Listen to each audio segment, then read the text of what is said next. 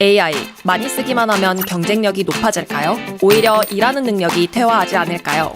일의 기본기가 있어야 AI가 경쟁력이 됩니다. 일의대가 김지연 부사장의 일의 기본기 훈련, AI 시대 차별화된 쓰기와 말하기, 생각하기의 프레임워크, 회의 진행 그리고 설득과 발표 스킬까지. 자세한 사항은 댓글창을 확인하세요.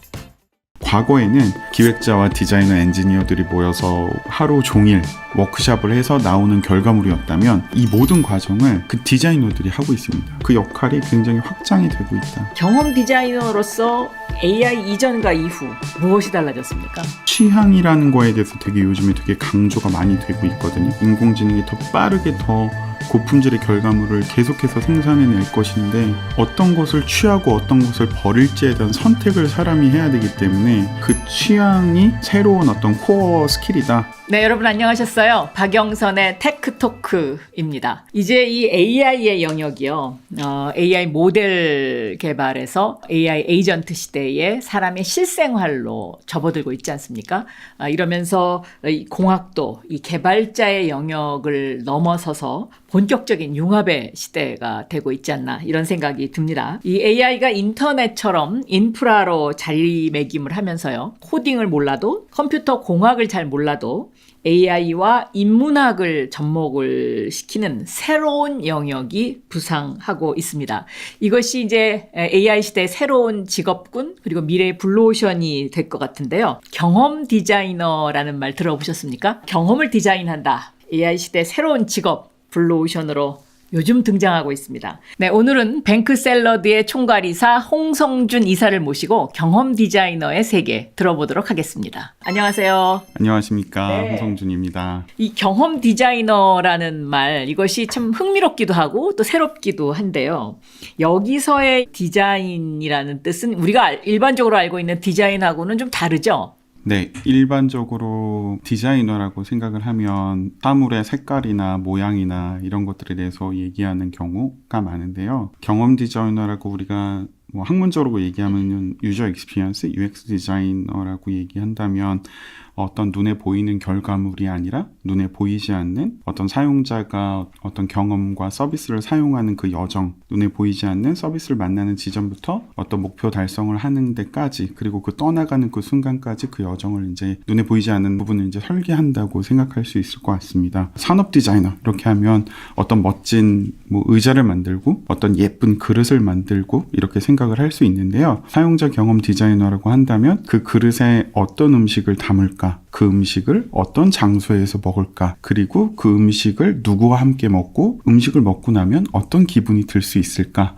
이런 여정 자체를 설계하는 거라고 할 수 있어서 어떻게 보면 작가나 감독에 비유할 수 있을 것 같습니다. 그렇습니다. 약간 그런 영역이 좀 포함이 되는 것 같습니다. 그 홍성준 총괄 이사님의 이력을 보면 한국에서 산업 디자인을 전공을 하고 그리고 미국에 가셔서 석사로 커뮤니케이션을 하셨어요. 그러면 이 산업 디자인과 커뮤니케이션, 이 소통 두 가지가 AI와 만나면서 새로운 경험 디자이너로서의 출발을 했다. 이렇게 설명을 할 수가 있을까요? 그 당시에 시대적인 배경이 이제 아이폰이 출시가 되고 소위 말해 모바일 혁명이 막 확장되는 과정이었기 때문에 그것을 하고 있는 곳으로 제가 가서 경험한 어떤 디자인과 기술을 함께 접목시키면 어떨까라는 고민을 가지고 접근을 했고, 그것이 이제 지금 이제 AI 시대까지 이제 연결이 되어져 왔다고 생각을 합니다.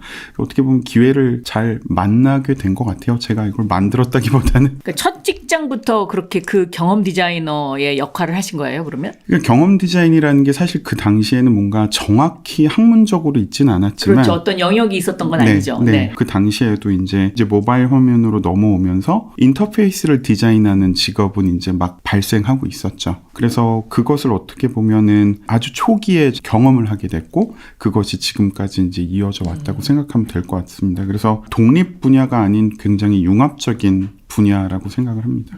그러면 첫 직장 직장이 어디셨어요? 대학교 연구소 부설 기관에서 이제 디자이너로 또 기획자로 일을 하기 시작을 했고, 소위 이제 지금도 여전히 존재하는 www 그 웹사이트, 특정 어떤 서비스나 브랜드의 웹사이트를 디자인하고 뭐 기획하는 그런 직업이었다고 네. 생각해 주시면 될 것 같습니다. 그리고 한국에 있었던 해외 이제 한국 지사, 광고 대행사 혹은 컨설턴시라고 할 수 있는 회사로 가서 그 인터랙티브 아트 디렉터라는 좀 뭐 한국에서는 되게 생소한 어떤 직업이 있었습니다. 그래서 그걸 한국말로 번역하면 어떻게 될까요? 사용자와 어떤 서비스와 제품의 상호작용을 설계하는 사람, 이렇게 생각할 수 있을 것 같습니다. 제가 그 역할을 맡아서 일을 하다가 그러면 더 본 거지 메이저 마켓에 도전해보고 싶다. 그래서 이제 직장생활을 하다가 미국에 가게 됐죠. 그러니까 이 사용자와 서비스 기기 간의 서로 상호작용에서 뭐가 부족하고 뭐가 더 편리할 수 있느냐, 이제 이거를 설계하는 사람인데, 어떻게 보면 한국 제품에서 이게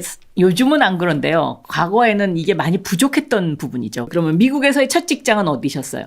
그 AKQA라는 디지털 크리에이티브 컨설턴시인데 구글로 이제 이직을 하기 전에 그 글로벌 크리에이티브 회사에서 계속 일을 했었고, 거기서도 제가 한국에서 했었던 역할을 좀 확장해서 계속 했다고 생각해 주시면 될 것 같아요. 그러니까 AKQA에서 그 다음에 애플, 아우디, 소니 이런 여러 회사들에서 아주 경험을 쌓으셨는데, 그 전환점마다 이 어떤 기준으로 그런 회사를 선택을 하셨나요? 저한테는 뭐 지금도 여전히 유효한 것 같은데 두 가지 정도 기준이 있는 것 같습니다. 하나는 재미있는 거고, 하나는 의미 있는 거. 재미라는 거는 어떻게 보면 이제 호기심? 세상이 어떻게 보면 흘러가는 방향? 이런 거에 대해서 되게 호기심이 많습니다. 그래서 기술에 대한 고민도 계속 하는 거고. 그리고 또 하나는 이제 의미인데, 이거는 제가 점차 경험이 쌓이고 나이가 들어가면서 일에 있어서 의미를 담아내고 사명이라고 할 수 있는 것이 그 안에 있어야만 지속 가능하겠더라고요. 그래서 그런 것들을 계속 점진적으로 탐구하게 되고 담아내게 되고, 그런 고민을 통해서 의사결정을 계속 해온 것 같습니다.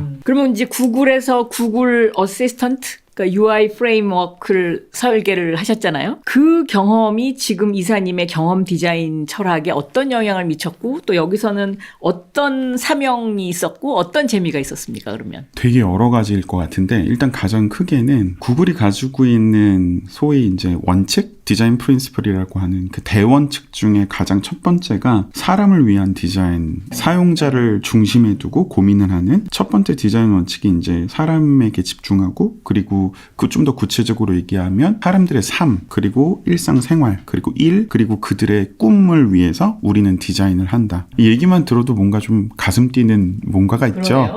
그냥 뭔가 돈 벌기 위해서 하는 게 아니라 인류를 위해서 뭔가 내가 오늘 회사에서 하는 어떤 행위가, 어떤 경험이 조금이라도 인류의 발전에 도움이 된다라는 어떤 큰, 내가 조금이라도 기여하고 있다는 어떤 경험이, 그게 가장 컸던 것 같고, 뭐 또 한 가지, 이거는 좀 우스갯소리일 수도 있는데 까불지 마라, 그런 느낌도 많이 받았던 것 같아요. 왜냐면 워낙에 훌륭한 인재들이 모여있는 곳이었기 때문에 제가 때로는 나도 이제 좀 자신 있고 좀 잘할 수 있을 것 같은데, 이런 느낌이 들 때마다 정말 훌륭하고 겸손한 인재들이 모여있었기 때문에 좋은 영향력을 서로 주고받으면서 발전할 수 있었던 과정이 아니었나. 오, 아주 뭐 그냥 멋집니다. 한국하고 글로벌에 있는 회사하고는 회사 조직 문화의 차이가 많이 있잖아요. 특히 이제 이런 경험 디자이너로서의 어떤 그 리더를 하려면 이 조직 문화의 차이, 이거를 잘 극복해야 될 것 같은데, 무엇이 가장 달랐고 또 무엇을 가장 필요로 하는지 궁금합니다. 역량, 기술을 활용하고 감각적인 부분이 훈련된 전문가들이라서 일터에서 뭔가 평균을 고려한다면 하드 스킬에 있어서는 뭐 크게 되게 틀리다, 이럴 수는 없을 것 같아요. 근데 이제 문화적으로 소프트 스킬에서 차이가 좀 있는 것 같은데, 예를 들어서 한국 문화적인 특성의 강점은 되게 섬세함, 그리고 성실함, 소위 말하는 이제 열심히라고 잘하는 그런 디테일을 잘 살려내는 어떤 아시아 문화권의 영향이 있는 것 같고, 미국의 문화적 특성은 어떤 다양성에서 오는 인력들의 어떤 문화적인 배경이 다르다는 거는 그들이 가진 스토리가 다 다르다는 거잖아요. 그래서 다양한 관점들이 한 곳에 모아지면서 창의적인 발상들이 되게 많고, 그래서 다양한 관점을 통한 어떤 발상과 혁신에 대한 태도, 이런 것들이 되게 다른 것 같아요. 그래서 어떻게 보면 되게 놀랍게도 아시아권의 어떤 강점과 서방 문화권의 강점이 합쳐졌을 때 되게 증폭이 되는 것 같아요. 시너지가 있군요. 굉장한 시너지가 발생을 하는 것 같습니다. 그런 경험을 많이 했고 수평적인 존중 문화가 되게 특별히 좀 기억에 남아요. 그래서 저도 그거를 한국에 돌아와서 굉장히 많이 강조를 하고 정착시키려고 굉장히 노력을 많이 해왔고 지금도 하고 있습니다. 제가 처음에 미국에 가서 기억에 남았던 장면은 제일 높은 의사결정권자인 디렉터가 인턴을 하고 있던 직원의 의견에 굉장히 귀 기울여 경청하는 그런 모습. 제가 한국에 직장 생활을 하다가 갔기 때문에 한국에서 제가 직장 생활하던 경험을 생각해보면 다소 상상할 수 없었던 좀 어려웠던 모습이거든요. 그래서 그게 좀 차이가 있었던 것 같아요. 의사결정권자가 인턴의 이야기를 경청해 주는 것, 이런 모습은 아직까지도 우리 한국 기업에서는 찾기 쉽지 않은 그런 것인데, 이게 AI 시대가 되면 사실은 이 수평적 문화 구조가 유연하게 정착된 이런 어떤 조직 문화, 이것이 굉장히 중요하지 않나. 왜냐하면 기술의 발달이 너무 빠르기 때문에 서로 토론하고 그다음에 어떤 중요한 결정을 함에 있어서 한국은 탑다운 방식이 익숙한데, 그런 탑다운 방식으로는 지금은 이게 리더로서의 어떤 그것을 끌고 가기가 쉽지 않은 것 같은데 어떻게 생각하세요? 자연스럽게 점진적으로 그렇게 변하고 있다는 느낌은 좀 받습니다. 지난 10년 동안 한국에도 점진적으로 그런 문화들이 많이 도입이 되고 또 정착이 되고, 말씀하신 대로 당연히 AI 시대에는 어떻게 보면은 모두가 더 빠르게 뭔가를 만들어낼 수 있는 세상이기 때문에 그 과정에서 관리자로서 내가 관리를 하고 의사결정만 하겠다는 거는 어떻게 보면 더 이상 작동하지 않는 상태일 수가 있거든요. 한 달쯤 전에 미국에 일정이 있어서 다녀왔는데 실리콘밸리에서 제 전 동료들을 좀 만났어요. 뭐 메타나 뭐 구글이나 이런 데서 혁신 조직에서는 시니어 IC, 굉장히 숙련도가 높은 직원들의 어떤 권한과 책임이 되게 강화되고 있다. 이전 같으면은 고숙련의 어떤 직원들은 이제 관리자가 돼야 되거든요. 근데 오히려 관리자로서 실무 능력이 없는 사람들은 아주 자연스럽게 퇴출이 되고 그 레이오프가 되고 정리가 되고 있다. 이렇게 얘기 듣는 거 봐서는 보통 그런 과정이 실리콘밸리나 그쪽에서 발생을 하면 제 경험상 한 6개월에서 1년 사이에 한국으로 이렇게 전해져 오는 것 같거든요. 그런 식으로 자연스럽게 변해가지 않을까 싶습니다. 지금은 현장 경험, 그러니까 도메인 날리지, 이게 굉장히 중요해지는 것 같아요. 특히 AI 시대에. 경험 디자이너로서 AI 이전과 이후 무엇이 달라졌습니까? 여러 가지 리서치나 보고서들도 그런 얘기들을 많이 하고 있는 것 같은데, 시작과 끝은 사람이 하게 될 것이고 그 중간 과정은 대부분 다 인공지능이 대체하게 될 것이다라는 게 업계와 학계의 어떤 공통된 의견인 것 같습니다. 그럼 사람은 어떻게 해야 되냐라고 했을 때 무엇을 왜 하는가에 대한 판단을 할 수 있어야 될 것이고요. 그 인공지능이 그거를 수행하기 전에 무엇을 왜 할 것인가에 대한 시작을 해줘야 될 것이고, 그리고 그것이 잘 됐는지, 올바른 방향인지, 올바르게 결과물이 나왔는지 판단을 해줘야 될 것 같습니다. 그래서 시작과 끝을 한다는 의미는 문제를 정의하고 의사결정하는 게 더 인간의 역할이 중요해지지 않나, 그렇게 생각을 합니다. 그러려면 더 많이 알아야 된다, 결론이. 맞습니다. 결국엔 아까 말씀해 주셨던 것처럼 어떤 도메인의 전문 경험이라든지 지식 체계라든지 이런 것들이 더 많아지면 많아질수록 경쟁력이 있을 수 있다고 생각을 합니다. 그럼 이 같은 흐름의 맥락의 질문이긴 한데요. 그렇다면 이 AI가 사용자 경험에 관한 조사라든가 사용자 인사이트를 도출하는 방식도 바꾸고 있다고 보세요? 네, 실제로 그런 것들은 주변에서 아주 가까이서 볼 수 있는데요.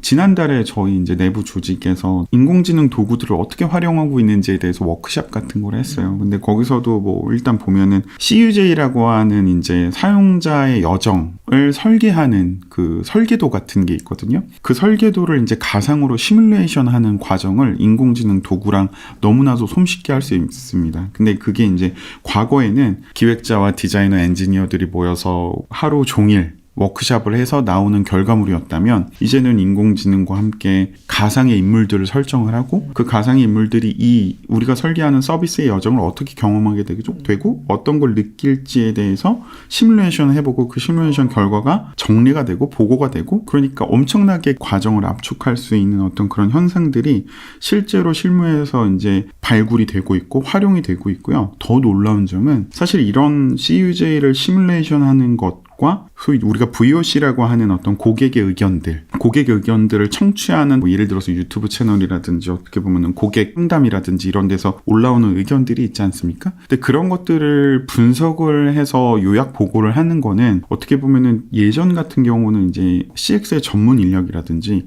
데이터 분석가의 영역이었는데 아까 말씀드린 이 모든 과정을 그 디자이너들이 하고 있습니다. AI 도구와 함께 기존에 내가 했던 역할 범위를 많이 벗어나는 것까지도 그냥 실제로 실전에서 하고 있는 것이죠. 이 시뮬레이션이 가능하니까. 그렇습니다. 네. 그래서 그 역할이 굉장히 확장이 되고 있다. 그러니까 이 경험 디자이너의 역할이 확장되고 있다. 그러면 이 AI 덕분에 경험 디자이너로서 더 좋아진 부분? 아니면 오히려 걱정되는 부분? 뭐 이런 거는 없을까요? 취향이라는 거에 대해서 되게 요즘에 되게 강조가 많이 되고 있거든요. 안목이라면 안목이고 감각이라면 감각인데 그게 이제 시작과 끝을 사람이 해야 되기 때문에 아까 우리가 얘기했던 것처럼 중간 과정은 인공지능이 더 빠르게 더 고품질의 결과물을 계속해서 생산해낼 것인데 어떤 것을 취하고 어떤 것을 버릴지에 대한 선택을 사람이 해야 되기 때문에 그것이 사물이든 경험이든 어떤 서비스든 내가 안목이 있고 지식체계가 있고 경험이 있어서 그것을 정말 독특한 취향과 안목에 맞춰서 선택을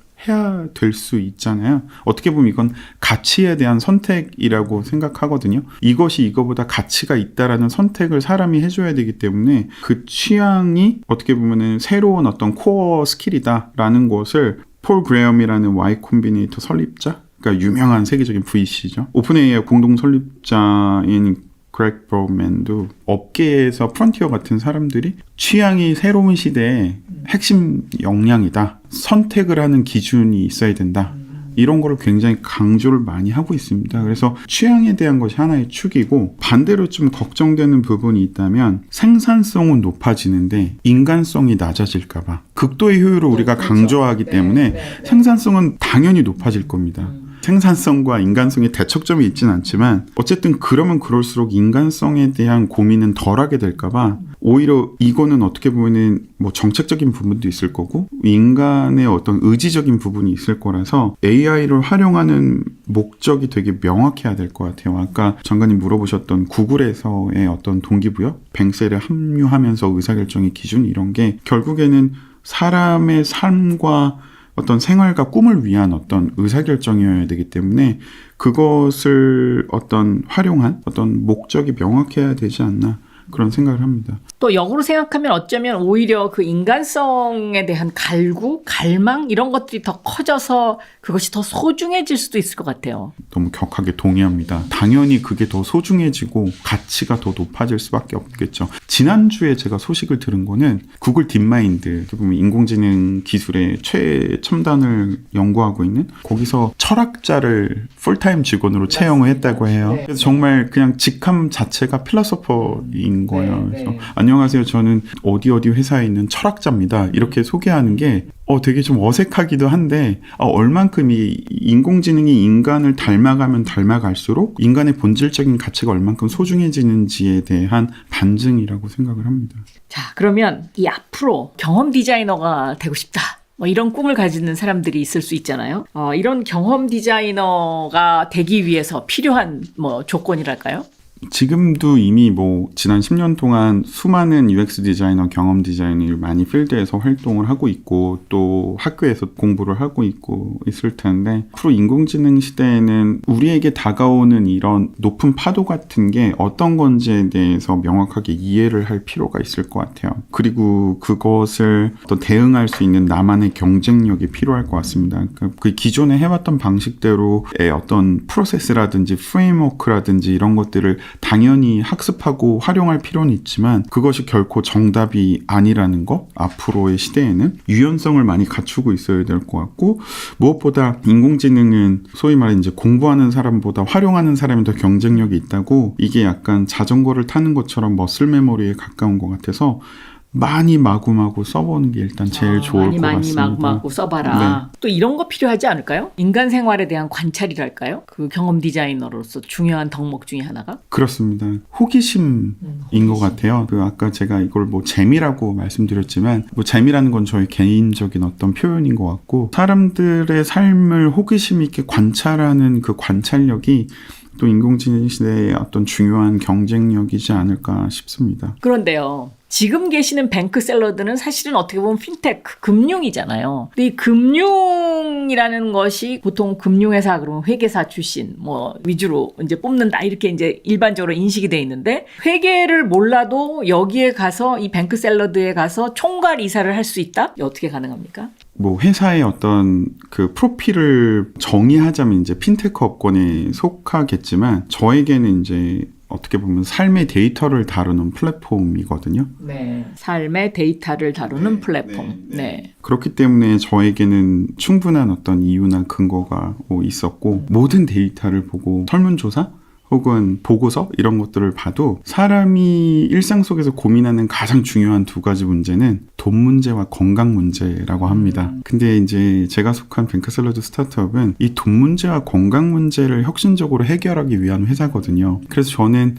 그래 이런 혁신을 위한 어떤 고생이라면 기꺼이 같이 해보자. 그래서 합류를 결정하게 됐고 그리고 제가 미국에 이제 구글 본사에 있다가 합류하는 그 시점에 그 당시만 해도 이제 4년이 넘은 이전이니까 한국에 디자인과 경험을 설계하는 사람이 경영진으로서 영입되는 경우는 별로 없었습니다. 그렇죠. 거의 없었습니다. 네, 아마 그러니까 처음이신 것 같아요. 네, 거의 이제 그런 사례가 없었기 때문에 근데 그런 어떤 감각과 결정을 하는 CEO 파트너도 저는 굉장히 존중을 했고 그리고 저에게 미국에서 10여 년 동안 어떤 좋은 경험들이 있었는데 다양한 그것들을 이렇게 한데 모아서 좋은 경험을 만들어내면 좋지 않을까 그런 마음으로 합류하게 됐습니다. 지금 하신 말씀 중에 돈과 건강을 해결한다고 했는데 이 핀테크 업체에서 하는 일이 돈이라는 건 너무 당연한 건데 건강과 연결되는 부분 이게 좀 새롭네요. 뱅크샐러드에서는 여러 가지 도구를 활용해서 삶의 문제를 실질적으로 해결하는 솔루션을 만들어주고 경험하게 해주는 어떤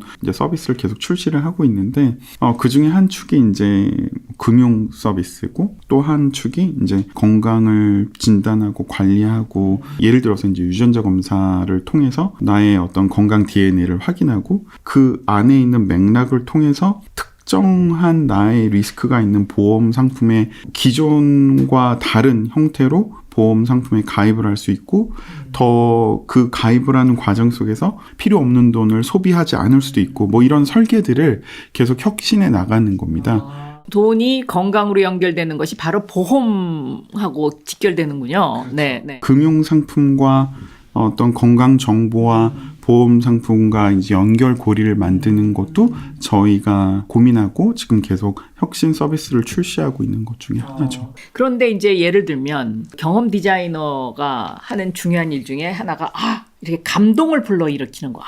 이게 바로 이렇게 써보니까 이게 되네 하면서 하는 소리가 나오게 하는 건데 이 핀테크하고 금융 서비스에서 그런 감동 경험? 그건 어떤 부분이 그런 것이 있을까요? 금융, 돈, 건강 이러면은 이제 또 중요한 문제이기 때문에 좀 민감한 문제잖아요. 그렇기 때문에 좀 되게 딱딱하게 접근하기가 쉽거든요. 전통적인 어떤 금융사라든지 뭐 건강 서비스 같은 거 보면 되게 숫자들 중심이고 딱딱한데 저희는 그것을 친근하게 경험할 수 있는 어떤 서비스의 설계를 계속 만들어 가고 있습니다. 데이터를 가장 인간적이고 유쾌하게 해석하는 능력에 있다고 생각을 합니다. 어떤 특정 데이터가 있을 때 같은 것을 만들어도 더 재미있고 흥미롭게 그러니까 인간은 본질적으로 일상 속에서 매 순간 뭐 어떤 것들을 접하든 감정에 항상 멍들기 때문에 같은 숫자를 접해도 유쾌하게 슬프지 않게 그런 접근을 계속하고 있다고 생각해 주시면 될 것 같습니다. 하나 예를 들어주세요.